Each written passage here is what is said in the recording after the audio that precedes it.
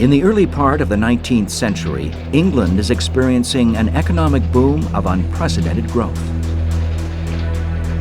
Fueled by the perfection of the steam engine, this revolution brings with it a darker side, one that emphasizes progress at any cost, exacting from some the ultimate price.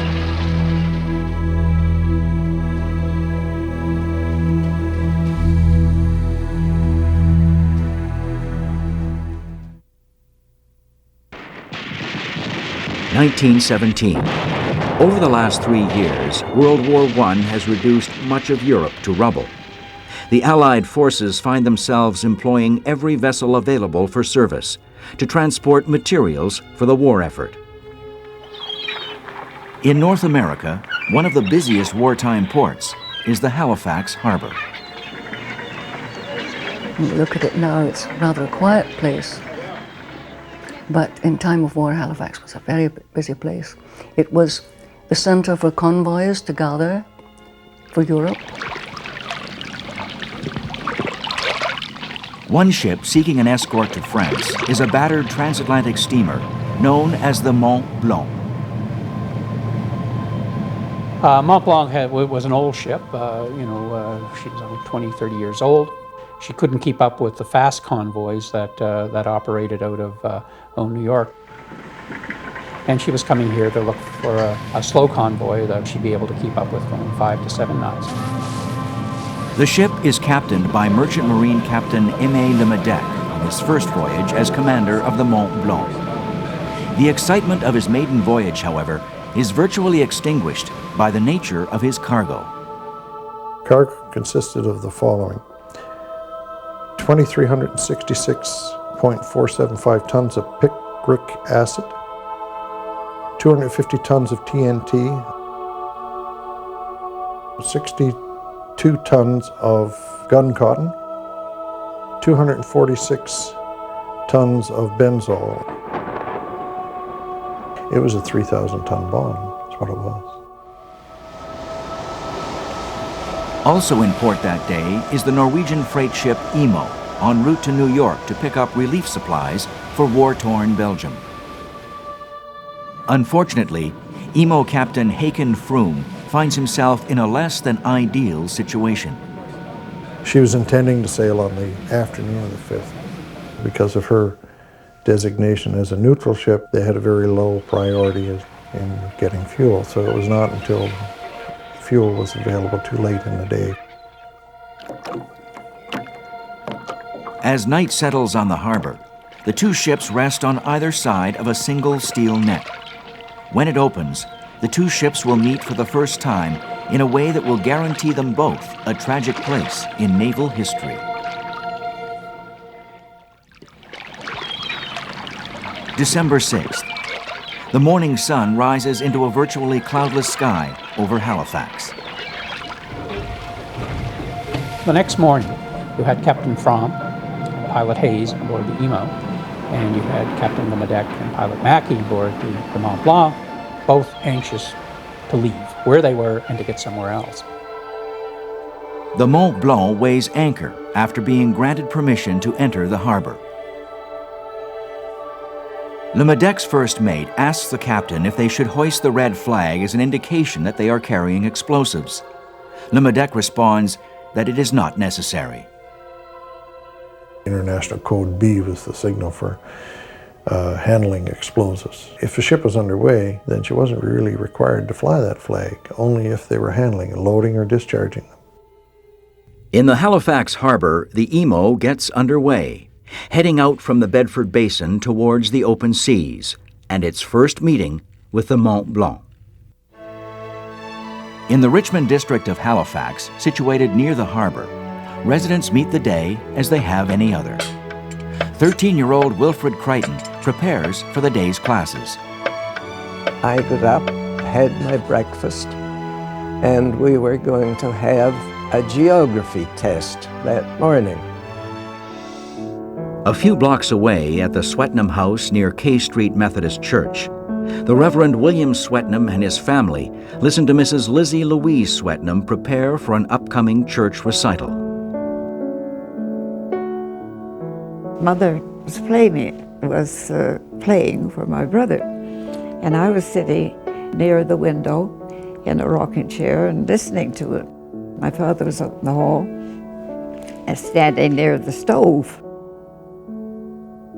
Similarly, near the Grove Presbyterian Church, the Crowdis family comes to life. We'd had our breakfast. We went upstairs then, and we were in a room that had a south wall and a wall next toward the harbour. We were finishing getting our clothes on for the day, I guess. My Aunt Mary, the younger of the aunts, was there. As his family prepares for the day ahead, Reverend Crowdis makes his way to the house of a parishioner. In the harbor, the outbound Imo comes across an inbound American tramp steamer. The pilot of the tramp steamer signaled to the Imo could they stay off course so that he could go to the anchorage which he'd been assigned.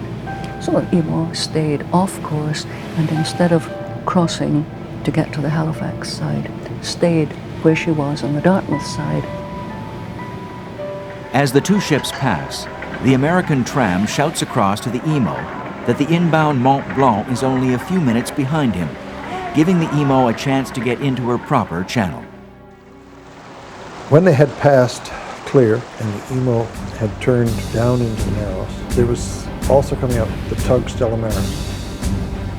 The Stella Maris waits for the American ship to pass, then sets out into the Narrows behind it. This caused the Imo to delay her turn down into the Narrows. They passed starboard to starboard again.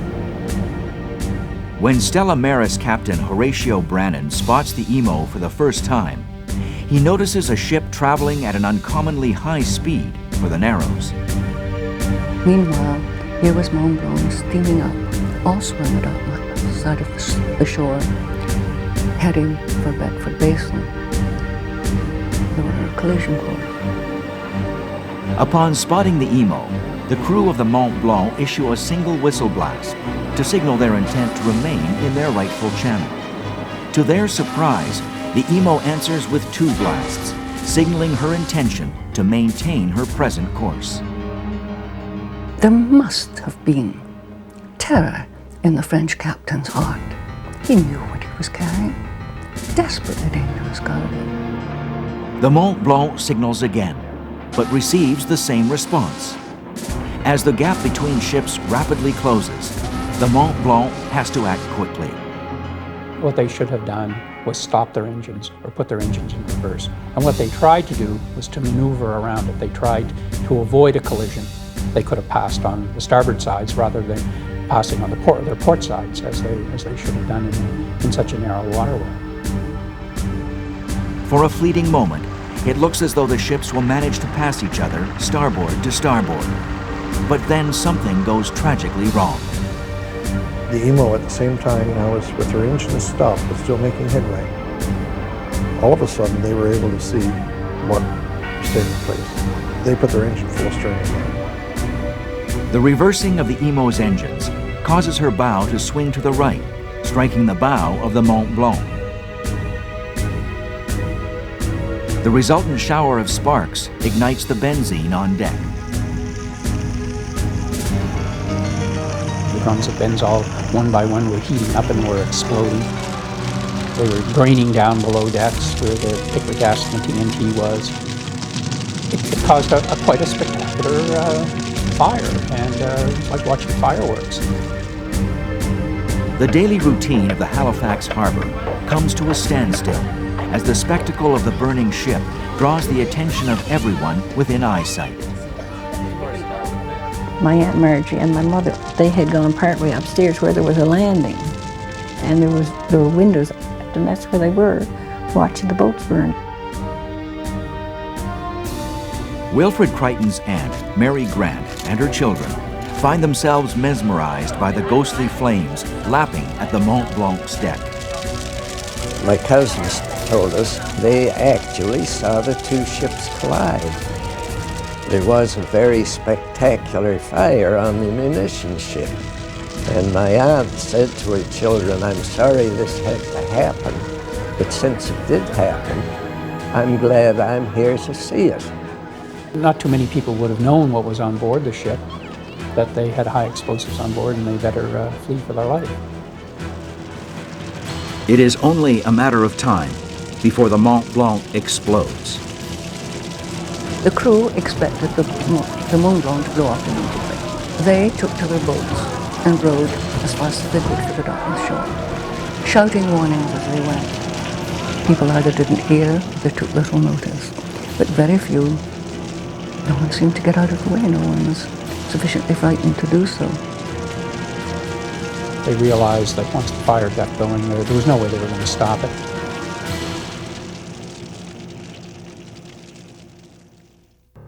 In Halifax, Nova Scotia, many of the people in and around the harbor have no idea that their end is only moments away. My aunt was quite a big woman, and the neighbouring woman was small, and she was shivering.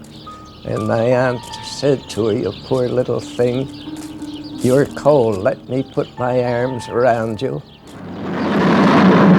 Those were the last words my cousins heard their mother speak. At 9:06 a.m., the Mont-Blanc disappears in a flash of pure energy as her entire cargo evaporates into the biggest man-made pre-atomic explosion on Earth. And all of a sudden, the house began to shake, and it seemed to get dark. And then there was a terrific crash, the door flew in. I had no idea what was going on. Everything was falling apart. The ship disintegrated. It just disappeared. There was nothing left.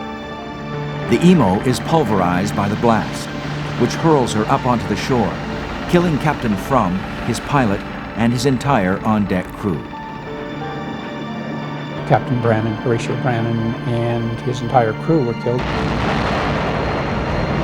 The shock from the explosion is felt over 200 miles away. In Halifax, the results are catastrophic. It would have looked as if it had been bombed. Buildings shattered, the larger buildings totally collapsed, piles of rubble, dust everywhere. Mary Grant is killed instantly by the explosion. But miraculously, the woman in her arms survives. Her leg was broken, her face was bruised, and she was dirty. Her own husband didn't believe that was his wife. In a single moment, the Reverend Swetnam finds half his family dead amongst the ruins of his former house. They had no idea what happened. Everything came down on them. The piano fell over, and Mrs. Swetnam and Carmen were killed. Dorothy was pinned under by debris.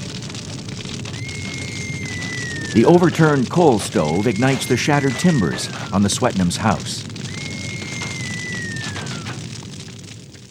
Fire was breaking out everywhere.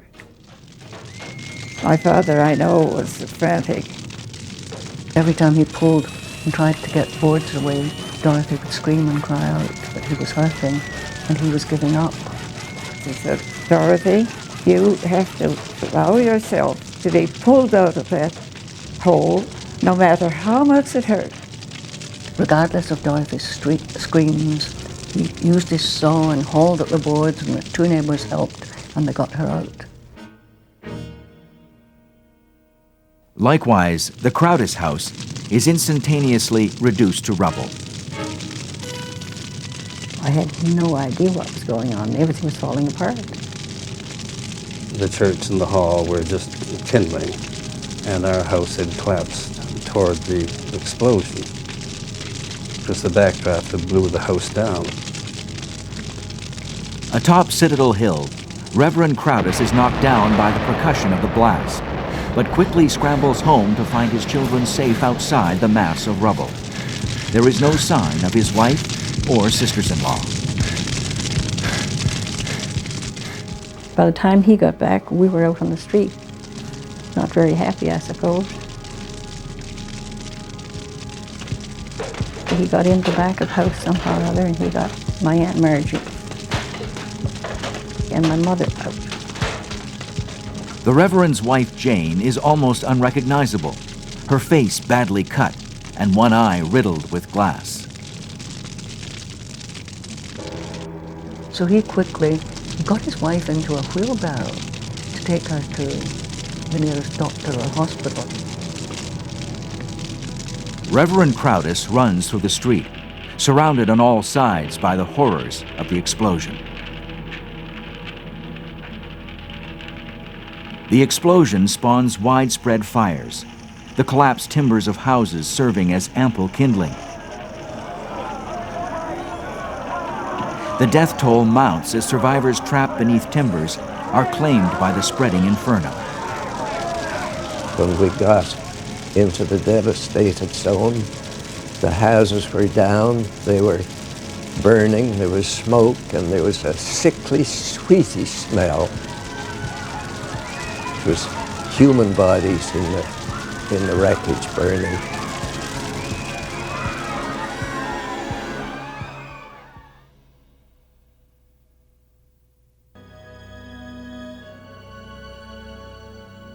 As the smoke begins to clear, the true toll of the explosion becomes evident.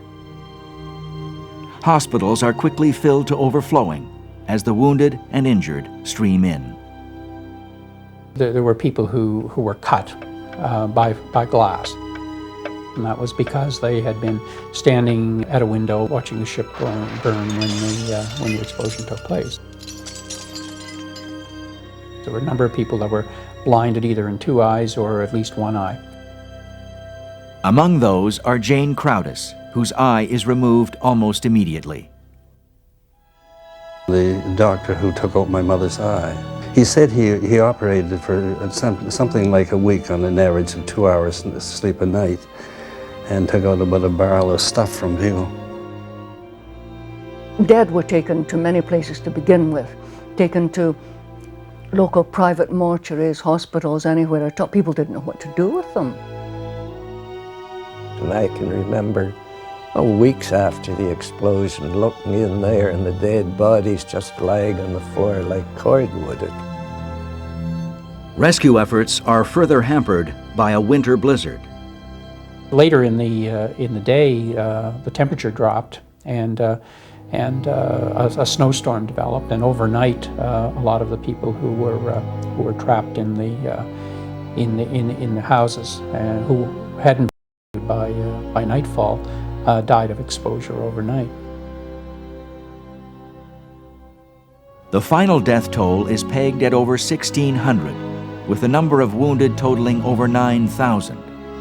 With a city in ruins, the odious task of picking up the pieces begins.